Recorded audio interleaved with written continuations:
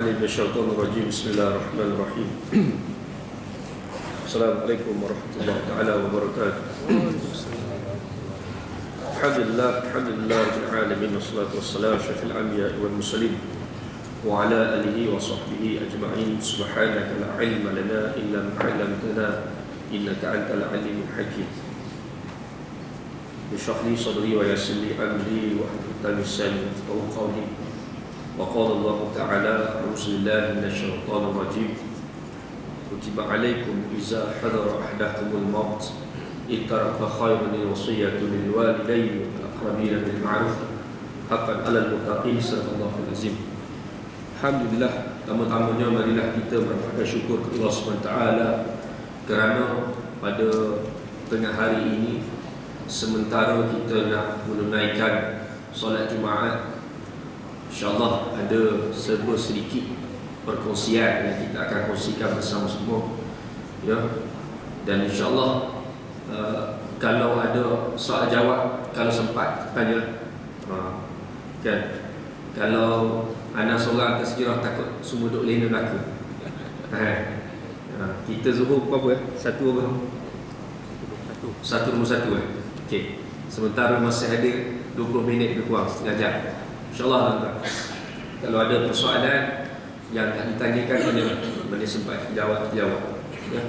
Alhamdulillah, terutamanya marilah kita merapatkan syukur kepada Allah SWT kerana Allah Ta'ala masih lagi memanjangkan usia kita, ya. Selepas habis bulan Ramadan, Allah Ta'ala bertemukan kembali kita pada bulan Syawal, ya.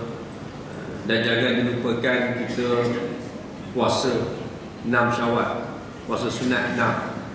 Ini puasa yang cukup mencabar sebenarnya, tuan-tuan, berbanding dengan Ramadan. Ramadan ni memang wajib dah, puasa 6 ni cukup mencabar, Kita waktu kerja nak puasa pun jadi tak puasa, baru panjang pun haus saja.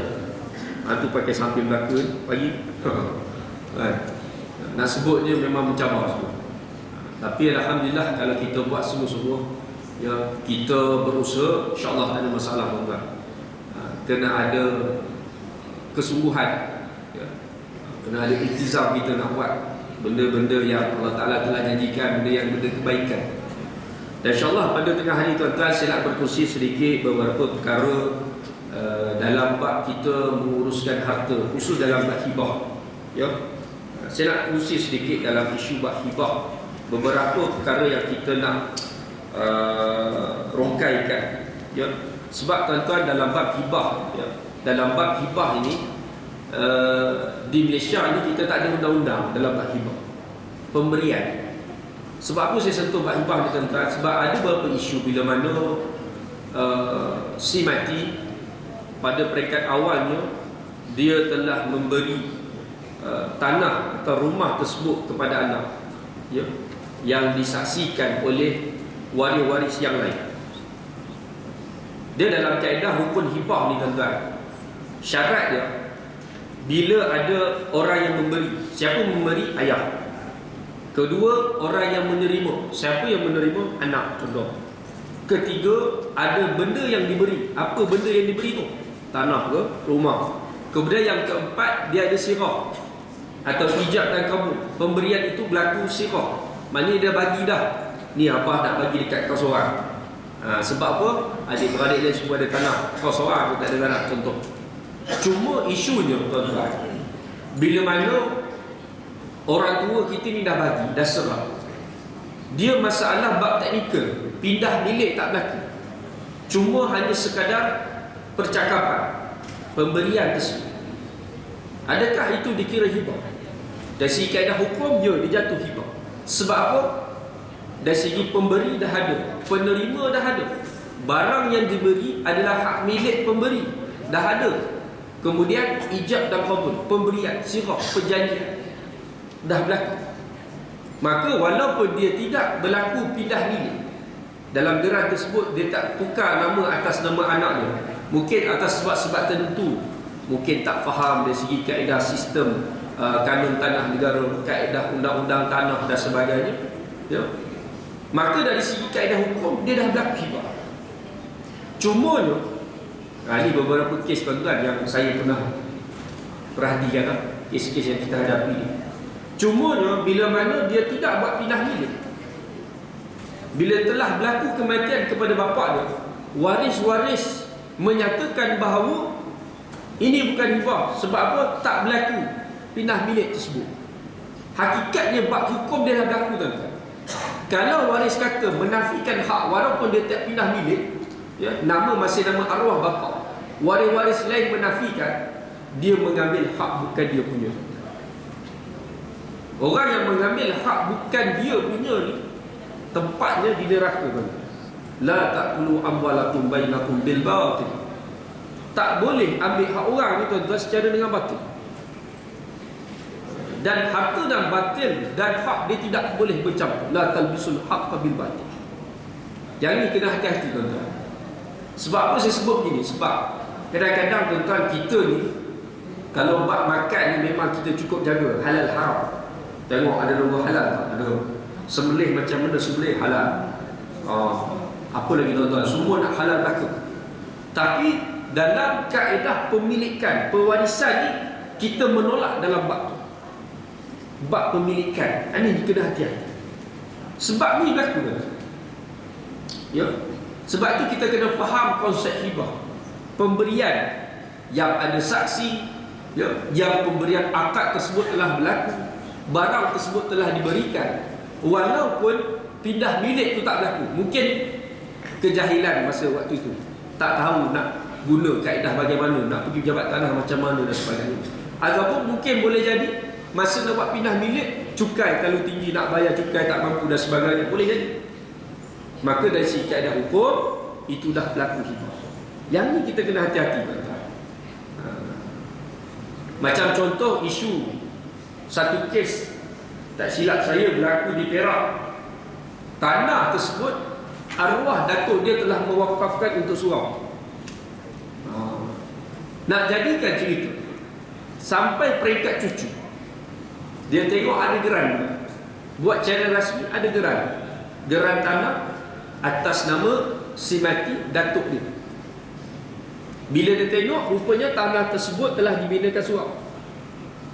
Bila dia buat tuntutan pusaka, tuan-tuan, di pejabat pusaka, maka dari segi undang-undangnya, dia boleh buat. Maka dia boleh mendapat hak milik tanah tersebut, walaupun zaman datuk dia kata kampung-kampung, orang kampung ni jadi bukti nyatakan bahawa memang datuk dia memang mewakafkan tanah buat surau, tapi cucu dia cuba menafikan. Boleh jadi, tuan-tuan. Kalau orang yang ambil tanah wakaf ni, tuan-tuan, lagi dahsyat, kan? Sebab apa? Mungkin zaman datuk dia, dari segi kefahaman, dari segi kaedah pertukaran, nak pindah milik tanah susah, tak tahu, ilmu tak tahu. Yang ni kena hati-hati, tuan-tuan. Sebab ni saya kongsikan beberapa masalah yang berlaku di kalangan masyarakat kita kerana dari segi kefahaman peruntukan undang-undang yang sedia ada. Itu satu. Kemudian dari segi bab hukum, hukumnya berlaku, tapi kaedah undang-undang dia masih belum dilaksanakan lagi. Sebab tu, tuan-tuan, dalam bab pengurusan harta yang saya duk mengajar, ya, dalam bab faraid ke, bab hibah ke, bab wasiat, pada masa yang sama kita kena tahu juga prosedur dari segi kaedah undang-undang peruntukan yang sedia ada, melalui enactmentnya, kanun tanah negaranya. Ini penting, tuan-tuan. Sebab dalam kehidupan ni, tuan-tuan, kita ni ikut undang-undang. Ya. Macam kita duduk atas muka bumi ni, tuan-tuan, ya, kita duduk di atas bumi Allah ni, kita ikut undang-undang siapa? Undang-undang Allah. Dan undang-undang Allah ni dia tidak boleh dipisahkan dalam kehidupan kita.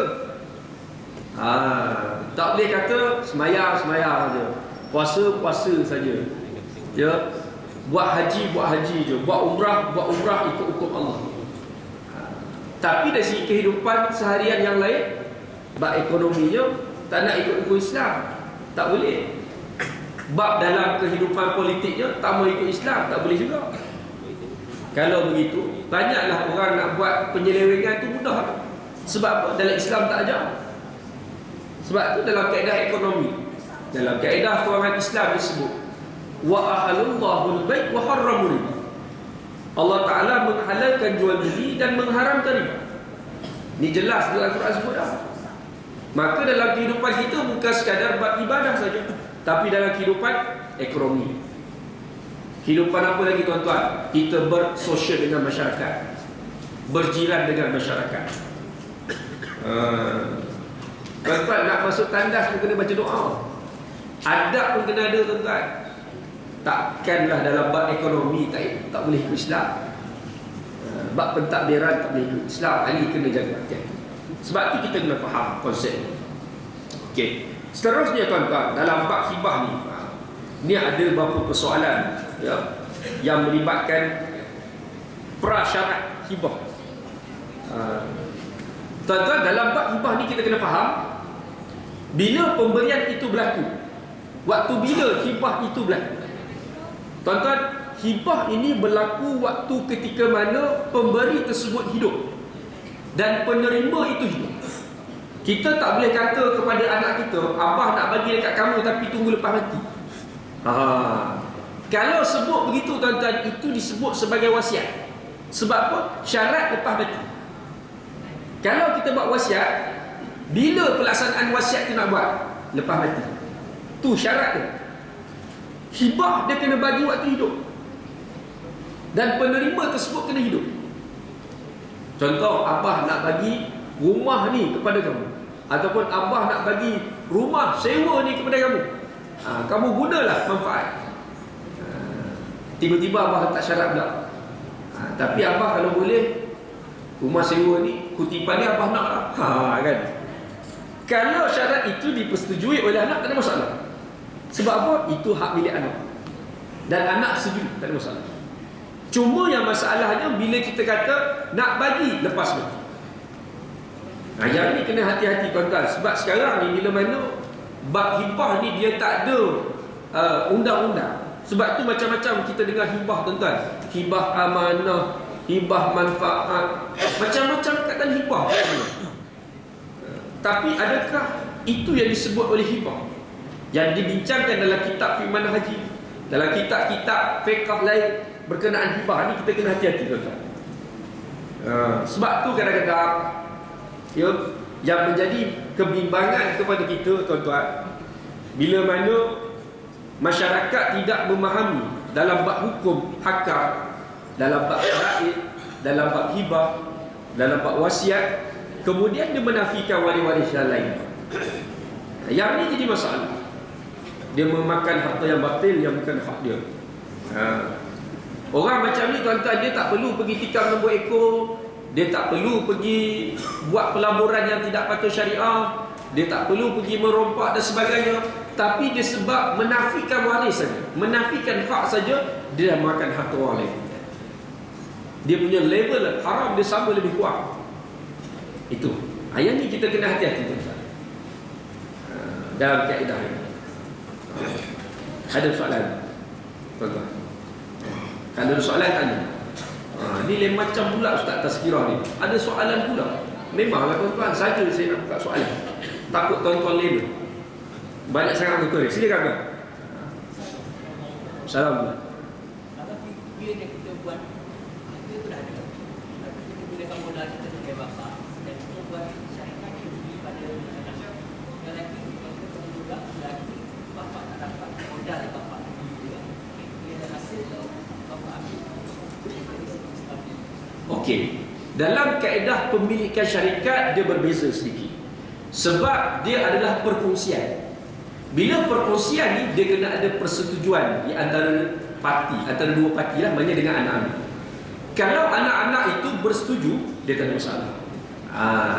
Dia syarikat ni berbeza tuan-tuan. Dalam masuk syarikat, dalam kaedah pemberian dia lain sikit. Macam contoh tuan ada rumah atau kereta atau ada tanah dan sebagainya, nak serah pada anak, tapi kita cakap dengan anak, abah nak bagi tapi tunggu abah mati. Itu adalah wasiat. Kalau nak serah, kita kata cakap dengan anak, ni abah nak serah dulu, abah nak bagi, kau gunalah manfaat. Anak pun duduklah rumah tu, dapatlah kunci rumah, boleh keluar masuk dan sebagainya. Tapi kita meletakkan syarat, tapi rumah sewa abah nak juga ambil hasil dia. Anak-anak setuju, tak ada masalah. Ini dalam kaedah hibah yang kita kena faham. Cumanya bila mana dia masalah di sini tuan-tuan, bila saya sebut bab hibah ni, bila mana dia tak ada dokumentasi, dia tak ada perjanjian. Contoh tuan-tuan, kita ada rantai kemas. Bukan kita lah, orang rumah kita ada rantai kemas. Orang rumah kita nak bagi rantai kemas tu kepada anak perempuan. Sebab apa? Anak lelaki tak boleh terima rantai kemas. Nak pakai susah, tak boleh, haram. Maka bagi seorang anak perempuan. Isu masalah sekarang ni, rantai kemas ni dia tak ada gerai. Bagaimana nak membuktikan, nak memastikan bahawa selepas ini tidak menjadi pertikaian? Pertikaian siapa? Waris-waris. Ya. Kemudian maknanya apa? Perlu ada dokumen hitam putih pemberian itu berlaku. Yang ni kita buat tuan-tuan, supaya dia tak jadi masalah di kemudian hari. Tuan-tuan, anak-anak di depan kita sami'na wa ata'na. Baik abah, baik mak, taat. Memang kena taat. Tak taat kan anak derhaka. Baik mak, baik. Kita tak tahu bila kita tak ada apa dah. Tak kisahlah tuan-tuan, anak ustaz ke tak ustaz ke, sama je. Kan? Kita tak tahu apa berlaku selepas. Maka dalam kaedah perjanjian, dokumentasi yang kita buat inilah sebagai salah satu untuk mengurangkan risiko-risiko yang akan mendatang nanti selepas kematian kita. Macam rantai emas kita bagi kepada anak perempuan kita, ada perjanjian, ada dokumen dia, pemberian dah berlaku dan sebagainya. Katakanlah waris-waris tiba-tiba datang nak tuntut, benda dah bagi dah. Waris tanya, apa bukti? Ada perjanjian, ada dokumen dia. Sebab tuan-tuan, dalam bab hibah, pengesahan hibah, pengesahan wasiat, jika ada dibuat oleh si mati, dia kena buat pengesahan tersebut di mahkamah syariah. Tuan-tuan, mahkamah syariah dia akan tengok apa? Bukti hitam putih. Kalau ada dokumen, kena pula tuan-tuan buat dengan majlis agama pula, lagi mudah. Mahkamah syariah ni tak banyak cerita lah. Tapi kalau tuan-tuan tiba-tiba buat dekat kertas kuning, contoh kertas putih sahih, lepas tu mati pula, tiba-tiba anak kata, ni ada kertas apa pula ni? Mak bagi seluruh hartanya kepada aku. Contoh tiba-tiba kan kertas tu jadi pertikaian. Betul ke mak bagi? Ini macam kau je tulis, dia macam tu. Yang ni kita kena hati-hati pemberian tersebut. Ada soalan tuan-tuan? Silakan. Apakah banyak nilai yang boleh kita hibahkan? Satu lagi, apakah beza antara penama dengan pemegang amanah? Contohnya rumah kita yang masih hutang. Okey. Berapa banyak yang boleh kita hibahkan kepada waris-waris kita, Ustaz? Dia tak ada limited, unlimited. Macam unlimited quota lah tuan-tuan, tak tahu lah. Kalau wasiat dia ada limited, iaitu 1/3 dan tak boleh lebih. Tapi kalau hibah dia terpulang. Tapi dalam kaedah Islam disebut berlaku adil lah kepada waris-waris. Maka tuan-tuan, kalau kita ada 3 orang anak, macam mana kita nak berlaku adil kepada anak? Sebab adil ni, konsep adil ni subjektif tuan-tuan, kita kena faham. Kita bukan ambil konsep barat. Adil konsep barat iaitu sama rata. Contoh, kita pakai semayang, pakai kopiah, pakai songkok. Perempuan pun kena semayang, pakai kopiah, pakai songkok. Itu sama rata.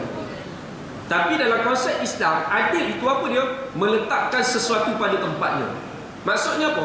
Kalau lelaki semayang pakai kopiah, pakai songkok, perempuan takkan pakai kopiah, pakai songkok. Sebab dia perempuan, pakai telekung. Itu kaedah dia, meletakkan satu pada tempatnya. Begitu juga kalau anak tu 3 orang. Contohlah, 2 orang anak kita ni dah bekerja, dah berkahwin, dah ada rumah, dah ada harta dan sebagainya. Anak kita yang kecil, yang seorang ni baru nak belajar, masih berhutang pula belajar. Maka kita tengok anak kita ni jauh lagi perjalanannya, mungkin banyak lagi dugaan, cabaran. Juga kita bagi lebih sikit pada anak yang kecil. Bukan kita manjakan dia, tapi itu keadaannya. Kemudian baru nak bagi kepada nombor 1, nombor 2, ikutlah tertulang bagaimana kaedah. Ini kaedah hibah pemberian. Okey, berbalik soalan yang kedua, iaitu apa beza pemegang amanah dan penama? Penama dan pemegang amanah tujuannya sama, iaitu apa dia? Sebagai pentadbir saja. Dia bukan pemilik bukan. Contoh tuan-tuan, dalam KWSP, dalam tabung haji ada disebut sebagai penama. Penama ni tuan-tuan, contohlah suami letak nama isteri penama. Selalunya tuan-tuan jangan risaulah, suami mesti letak nama isteri. Kalau isteri dia tak letak nama suami, dia jarang. Dia takut suami kahwin lain. Standard tuan-tuan, orang standard. Tuan-tuan jangan duduklah, cuba balik tanya si masing-masing. You letak nama air penama tak? Rasanya tak letak kok, letak nama anak-anak saja. Standard tuan-tuan, saya ceramah mereka lah. Ya? Itulah soalannya. Dia kata, takut ustaz nanti kan laki saya kahwin lain. Sedangkan kalau kita tengok secara teoretikal, secara hierarkinya, yang selalu pergi dulu di suami. Ke macam mana tuan-tuan? Kan? Suami pergi dulu dan tak kembali-kembali tak. Isteri kita letak aja. Kan? Macam kita balik kampung lah. Balik kampung, tengok siapa yang dengar. Mak kita dengar. Bapak dah tak ada dah dengar. Tapi takut juga isteri nak letak penama nama suami. Okey. Maka kita letak penama nama isteri. Penama ini adalah sebagai pentadbir saja tuan-tuan. Keluar duit tabung haji, agih secara faraid. Keluar duit kena BSP, agih secara faraid. Jadi kena hati-hati. Sebab banyak kes macam ni tuan-tuan. Dia keluar kena BSP, tetapi dia tidak serahkan kepada waris-waris yang lain. Ini berlaku. Dia rasa, dia kata, penama ni kan bukan hak milik kita. Tuan-tuan, dalam kaedah civil law, ya, memang penama tu hak milik dia. Tapi dalam kaedah hukum Islam bukan. Fatwa dah keluarkan bahawa penama ini adalah sebagai pentadbir saja. Macam contoh pemegang amanah, kita lihat selalunya dalam geran-geran tanah Felda tuan-tuan. Geran tanah Felda ni dia tak boleh hubung lebih daripada seorang atau dua orang. Tapi anak Felda ni biasalah ramai tuan-tuan. Dia paling sikit 7. Paling sikit 7 tak tahan. Paling ramai lebih daripada 7 orang. 10 ke 15 kan. Tapi dalam geran tu dia tak boleh hubung lebih. Maka dia kena dilantik pemegang amanah. Apa tugas pemegang amanah? Tugas pemegang amanah dia kena uruskan harta tu dengan yang baik. Contoh, kalau tanah Felda ada hasil-hasilnya, kutipan ke, kutipan kelapa sawit ke, sewa ke dan sebagainya, hasil tersebut dia kena agih secara faraid. Kalau waris-waris semua sepakat setuju, tak apalah, kita bagi sama rata, tak ada masalah, kita agih sama rata. Dengan syarat waris tahu pembahagian faraid dulu. Yang ni kadang-kadang waris lupa. Tuan-tuan, sebelum nak agihkan secara sama rata, tunjuk secara kaedah faraid dulu. Kemudian terpulang kepada waris. Bagaimana ni? Kita nak bagi sama rata ke atau nak ikut hukum faraid? Waris-waris kata apa? Tak apalah, kita ikut hukum, kita ikut balik, kita bagi sama rata lah, semua upah semua. Yang boleh cakap ni siapa selalunya? Orang yang mendapat bahagian lebih. Siapa dia? Lelaki lah selalunya. Kalau tuan-tuan pergi pejabat pesaka, pegawai pesaka dia akan tanya pada waris lelaki, macam mana? Nak agih faraid ke nak ikut sama rata? Dia tak tanya perempuan. Sebab perempuan ni bahagian dia mungkin sikit atau mungkin dia boleh sama. Mungkin sama tu dia ada kiraan lain tuan-tuan. Kena belajar ilmu faraid lah, kiraan tu. Maknanya dia akan tanya kepada bahagian lelaki ni. Kalau lelaki kata, boleh lah kita bagi sama rata, tak ada masalah. Sebab ada kes tuan-tuan, ada kes dekat Kedah tuan-tuan. Ada kes adik-beradik 5 orang, 3 perempuan, 2 lelaki. 2 lelaki ni adik-beradik kecil, adik-beradik bawah lah. 3 ni kakak. Kakak masuk dalam cara pusaka, dia kata kita bagi sama rata lah, ikut pesanan arwah mak. Kan? Tiba-tiba adik yang bongsu lelaki kata, tak boleh, saya nak ikut hukum faraid. Tuan-tuan, kakak ni kata apa? Hang ni memang gila harta semua. Tuan-tuan, kita tak boleh kata dia gila harta, sebab itu adalah hukum yang telah ditetapkan oleh Allah Ta'ala. Itu adalah hak dia. Cerita dia bertanggungjawab masa mak dia hidup ke tak hidup, bertanggungjawab ke tak tanggungjawab ke, itu cerita lain. Itu tanggungjawab dengan mak ayah dia. Sebab itu tuan-tuan, dalam hukum Islam, anak tu walaupun derhaka macam mana sekalipun, dia tetap dapat harta pusaka tuan-tuan. Yang ni kes ni berlaku tuan-tuan. Anak saudara hantar pak saudara dia pergi hantar dekat rumah warga emas dekat Terengganu, Muqtafidillah tak silap saya, bawah JKM, Jabatan Kebajikan Masyarakat. Bila pak saudara dia mati, JKM buat siasatan, tengok tak ada waris, seluruh harta dia serah kepada Baitul Mal. Sebab ada tanah dekat Kajang. Kemudian kebetulan Kajang tersebut dia buat laluan highway, so dapatlah papasan. So Baitul Mal dapat lebih kurang 800,000 lebih kurang. Tiba-tiba anak saudara yang dok hantar pergi rumah orang tua tu datang tuntut tuan-tuan. Muka tak tahu malu. Kalau kita nak cakap muka tak tahu malu tu. Hang dah hantar orang tua nak tuntut. Itu anak saudara. Tapi dia kata dia guna reason, dia guna alasan, pak saudara dah bagi hibah. Dia tunjuk tuan-tuan borang 14A dan sebagainya. Dalam kaedah pemberian, kalau kata dah pindah bilik, borang 14A itu tak perlu ada. Sepatutnya geran pun berlaku. Tapi nak jadi cerita tuan-tuan, dia nak tuntut hasil apa tu. Katakanlah kalau itu anak betul dia tuan-tuan, dia tuntut dekat Baitul Mal, ada bukti dan sebagainya, dia boleh dapat tuan-tuan. Walaupun anak dia tu hantar bapak dia pergi rumah orang tu Baitul Mal. Saya nak sebut cerita tuan-tuan, kenapa Islam ni macam zalim sangat, tak ada hak pendapat. Tak tuan-tuan, Islam nak tunjuk bahawa hubungan silaturahim dia tak boleh putus. Tuan-tuan marah anak macam mana pun, kata anak derhaka, halau anak pada rumah pun, hubungan silaturahim tak boleh putus tuan-tuan. Ni Islam jaga hubungan silaturahim tuan-tuan. Kebetulan bulan Syawal tuan-tuan, kalau ada selama kita yang kita rasa macam berdendam dan sebagainya, tuan-tuan, kita putuskan hubungan adik-beradik tuan-tuan, kembalilah balik tuan-tuan. Islam cukup jaga buat hubungan silaturahim, khususnya orang Islam. Sebab apa? Penting tuan-tuan. Ukhuwah antara umat Islam ni penting. Sebab tu kalau orang Islam, katalah adik-beradik dia tak masuk Islam, bila adik dia yang Islam tu mati, harta tersebut tidak boleh dikuasai oleh adik-beradik yang bukan Islam. Dia kena serah kepada Baitul Mal. Sebab apa? Hubungan kekuatan ukhuwah Islam tu penting. Nak tunjuk begitulah, nak beritahu. Kan? Sebab tu kita tak boleh putus hubungan tuan-tuan. Kita kalau berselisihan pandangan, pendapat tu perkara biasa tuan-tuan. Biasalah tuan-tuan. Tuan-tuan tak suka ni, tak setuju ni, aku tak sokong ni, kau sokong ni. Biasa. Tapi bila ukhuwah Islam, dia kena bersama. Yang ni kita kena ingat. Jangan kita mudah dicucuk oleh musuh-musuh Islam. Musuh Islam ni ada kesempatan tuan-tuan. Umat Islam kecau, dia cucuk. Bila bab khilafiyah, dia cucuk. Sebab tu kita kena hati-hati. Apatah lagi bab keturunan ni tuan-tuan. Waris kita ada waris. Sebab pernah berlaku bila mana ada anak yang tidak balik ke rumah. Sebab apa? Gaduh dengan mak ayah. Sebab apa? Pasal pusaka tadi. 10 tahun, 15 tahun tak balik. Sebab apa? Pasal pusaka tu. Masalahnya tuan-tuan, harta pusaka ni siapa yang punya sebenarnya? Si mati yang punya. Kita ni dapat daripada harta si mati. Kita tak keluarkan duit 1 sen pun. Kalau kita dapat, alhamdulillah. Tak dapat pun alhamdulillah juga. Kita takut kita dapat tu bukan hak kita. Tuan-tuan, kena ingat dulu. Sebab itulah kadang-kadang bab faraid, bab pusaka ni jangan kita nak pandang remeh sangat tuan-tuan. Takut kita nanti ambil harta pusaka ni, harta yang bukan hak kita, kita bimbang. Dan orang kata, ada kata, ustaz kata harta pusaka ni, rumah pusaka tak boleh jual, haram jual.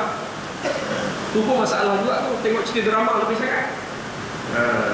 Dia yang tak boleh jual ni tuan-tuan, saka. Saka tak boleh jual. Tak boleh mewarisi saka. Tapi mewarisi pusaka boleh. Itu tuan-tuan. Lewat. Dia tu ada 1-20 tuan-tuan. Nak buat soal jawab pun tahun depan. Tahun depan tuan-tuan. InsyaAllah tuan-tuan, ada rezeki ada tuan kita bertemu lagi. Mohon maaf tuan-tuan atas kekurangan. Atas kira kita penyampaian saya pada tengah hari ini. Wallahu a'lam bishawab. Assalamualaikum warahmatullahi wabarakatuh.